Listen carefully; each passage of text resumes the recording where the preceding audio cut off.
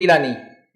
اب آئیے، اب ہمارے پاس ہوتا یہ ہے کہ طلاق دے دی جاتی ہے، ایک جھٹکے کے اندر کھٹ کھٹ کھٹ 3 باتوں کا استعمال کر لیا جاتا ہے، اور اس کے بعد جو ہے جب وہ رائٹ ایکسرسائز کر لیتا تینوں، اس کے بعد پھر ایک طریقہ نکالا جاتا ہے کہ حلالہ کر لو تو یہ پھر سے تمہاری نکاح میں آ سکتی ہے.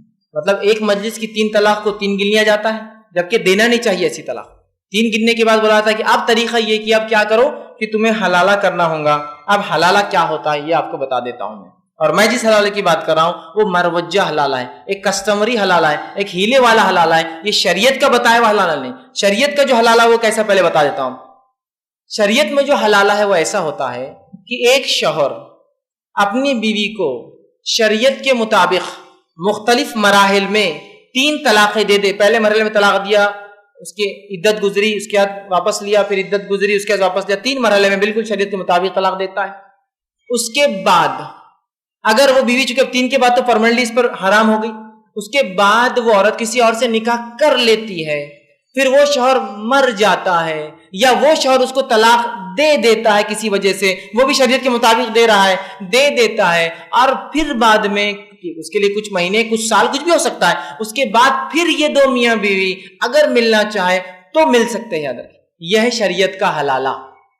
اب ہمارا حلالہ جو اس کو میں کہہ رہا ہوں مروجہ حلالہ، کسٹم کے اعتبار سے ہم نے جو حلالہ بنا لیا وہ حلالہ یہ ہے کہ قرآن نے جو کہا کہ جب تک کہ وہ عورت پھر دوسرے سے نکاح نہ کر لے وہ تمہارے نکاح میں نہیں آ سکتی، تو اس کا معنی ہے پرماننٹ نکاح کی نیت سے نکاح ہو، پرماننٹ وہ رہنے کی نیت سے وہاں جائے. اس کے بعد یا تو شوہر مر جائے یا تو کوئی ایسے سنگین اختلافات کھڑے ہو جس کی بنیاد پر وہ دوسرا شخص کو طلاق دے دے، پھر اس کے بعد زندگی کسی مرحلے میں اس کو ہوش آتا ہے، پھر اس کو بھی ہوش آتا ہے، پھر دونوں ملنا چاہے تو مل سکتے ہیں. اس کو ہم نے ایک ہیلا بنا لیا. ہیلا کیا ہے؟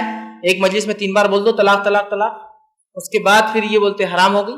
اس کے بعد کہا جاتا ہے کہ اب ایک کانٹریکٹ میرج ہوگا، اور اس میں ہوگا یہ کہ پھر ہیلے سے یہ کیا جائے گا کہ ایک آدمی کو پکڑ کر لایا جائے گا، اس سے کہا جائے گا کہ آپ جو ہے میری بیوی سے نکاح کر لیجیے.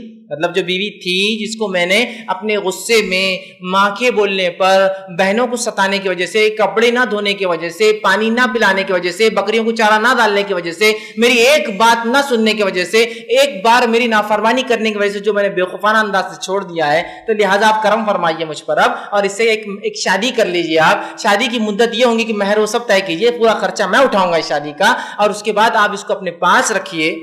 یہ طریقہ سن کر بھی آنکھ پہ کاٹے آتے ہیں.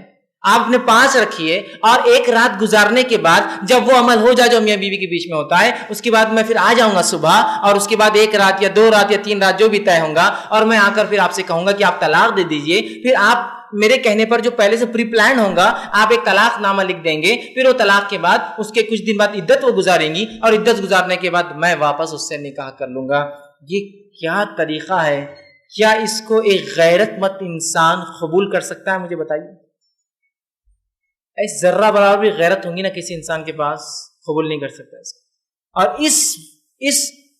اس پاکیزہ دین کے اندر ایسا طریقہ ہو ہی نہیں سکتا جس میں 1 دن یا 2 دن کے لیے اپنی بیوی کسی کے پاس چھوڑا جائے، اور یہ کہ غلطی تم کرو اور سزا اس کو دو تم.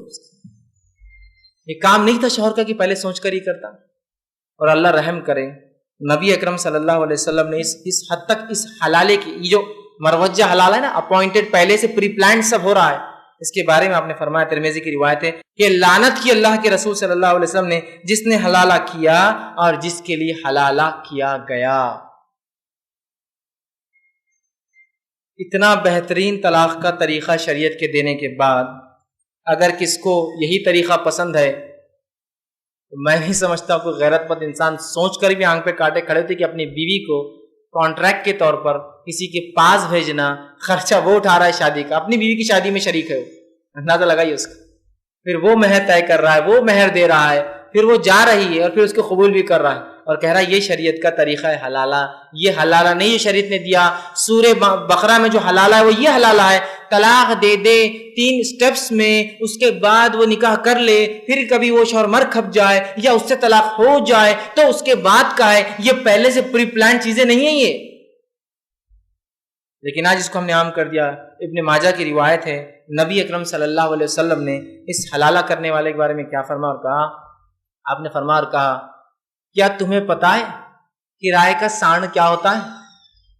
کیا تمہیں پتا ہے کرائے کا سانڈ؟ تو صحابہ نے کہ اللہ کے رسول یہ کرائے کا سانڈ کیا ہے؟ سانڈ سمجھتے نا، وہ بیل جو ہوتا ہے جو ایک رکھا جاتا ہے، اور جب انسان گائے یا بھینسیں بہت پال لیتا ہے تو ان کی ظاہر سی باتیں وہ اندر ہوتی ہے، صرف دودھ دیتی ہے، تو ظاہر سی باتیں وہ سب جو ہے مؤنث ہوتی ہے، فیمیل ہوتی ہے، تو پھر ایک سانڈ لایا جاتا ہے تاکہ وہ ان بھینسوں کے ساتھ، ان بکریوں کے ساتھ، ان جو ہے جانوروں کے ساتھ رہے، تاکہ ان سے نسلیں آگے بڑھے، بچے پیدا ہو۔ تو جب وہ سانڈ لایا جاتا ہے تو کرائے سے لایا جاتا ہے نا، کیونکہ ظاہر سی بات ہے وہ جو پالتا ہے اس کو مشقت ہو، کچھ پیسے لیتا ہے اس کے بدلے۔ تو آپ نے فرمایا کیا تمہیں پتا ہے کرائے کا سانڈ؟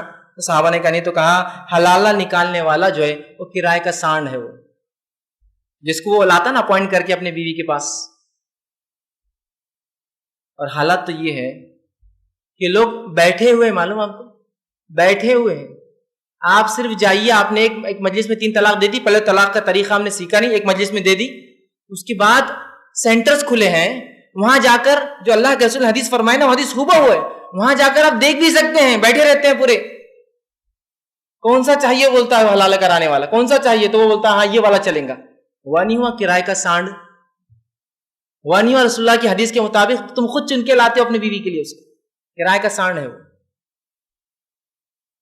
سننے میں بہت برا لگتا ہے، لیکن آج حالات کیا ہے آپ دیکھیے، حلالہ سینٹرز کھلے ہیں، بھائی آپ 3 طلاق دیجئے، ہم آپ کو رجوع کرائیں گے۔ کیا ثواب کا کام ہے بھائی، میرے اپنے بچے ہیں 4-5 سانڈ بنا کے رکھا ہوں، سب کو بٹھا کے رکھا ہوں، دیکھو کون سا چوائس کرو، یہ کر دیں گا تمہارے لیے حلال۔ پھر وہ اپوائنٹ کر رہی ہے والا چلیں گا، پھر اس کے ساتھ وہ گزار رہی ہے کچھ راتیں، پھر اس کے بعد یہ کر رہا ہے، یہ کیا ہے؟